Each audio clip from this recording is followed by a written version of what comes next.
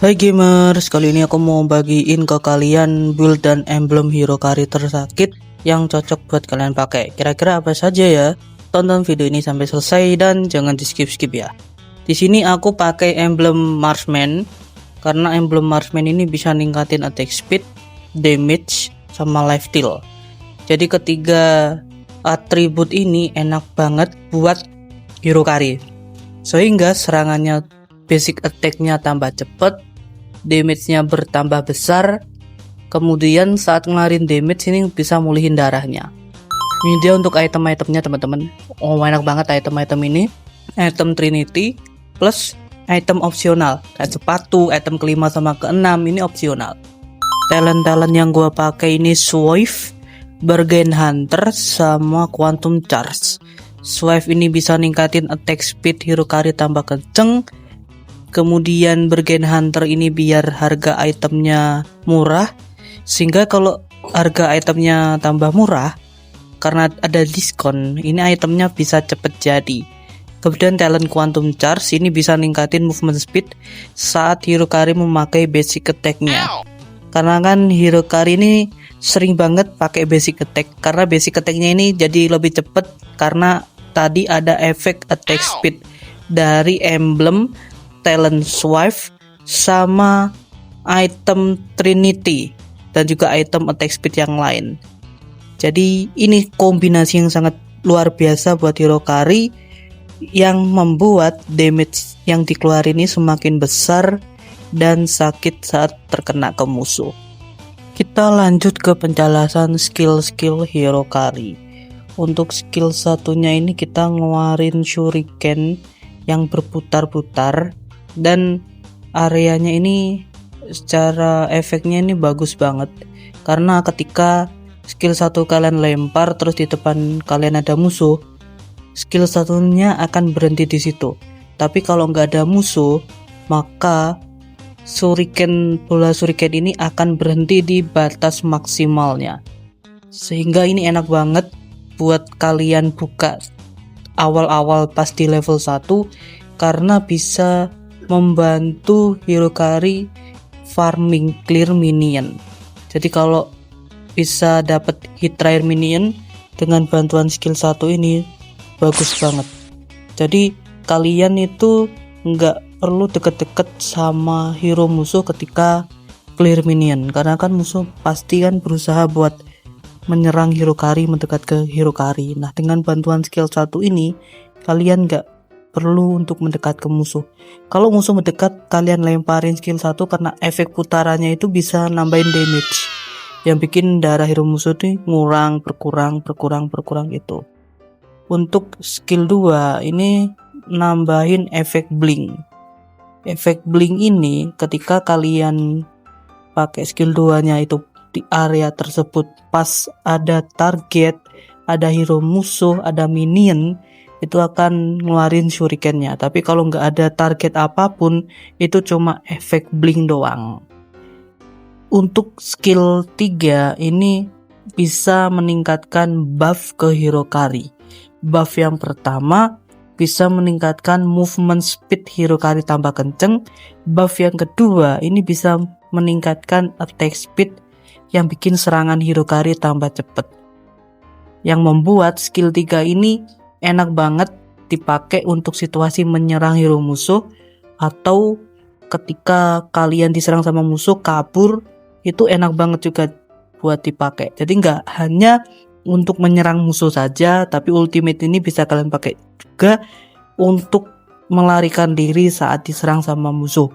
Melarikan diri sambil ngasih damage dikit-dikit lah ya kan. Tapi kalau kabur kan kita nggak mikirin ngasih damage, pokoknya bisa lari, bisa terhindar dari serangan musuh, itu juga bagus banget.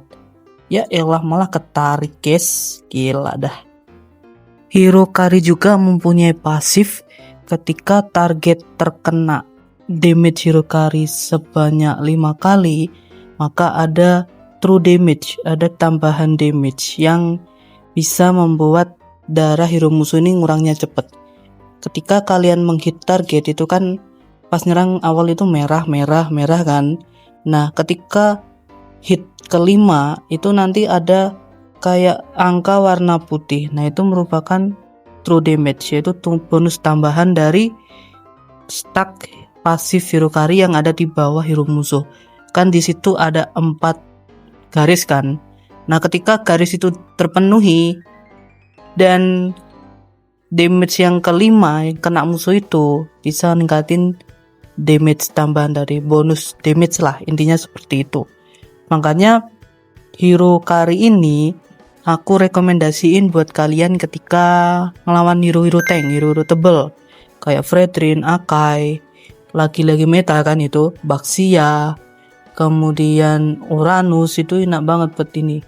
Walaupun hero Uranus ini kita lawan, kalian perlu item Sea Halberd karena item ini bisa untuk mengurangi efek regen yang dimiliki sama hero Uranus. Jadi kalau kalian lawan hero Uranus, Ruby, dan Yuzong, itu wajib banget pakai Sea Halberd buat Hirokari. Ataupun ada temen satu tim kalian yang pakai item pengurangan HP regen kayak Rombernya pakai Dominance Ice, kemudian hero Mage pakai Glowing One, itu ya udah cukup itu aja. Mungkin Hirokari bisa item-item yang lain. Tapi kalau kalian solo rank, kita itu rata-rata harus main sendiri atau kalian punya kemampuan atau ability untuk melindungi Hirokari, kalian pakai Sea Halberd karena bisa ningkatin attack speed sama physical attack yang bikin serangan Hirokari tambah kenceng, damage-nya juga bertambah besar dan sakit. Makanya kalau di solo rank itu kita ngandelin ya diri kita, teman-teman. Jadi kalau kalian pengen main party, duo, trio, itu enak karena teman-teman tim kalian itu ada komunikasi.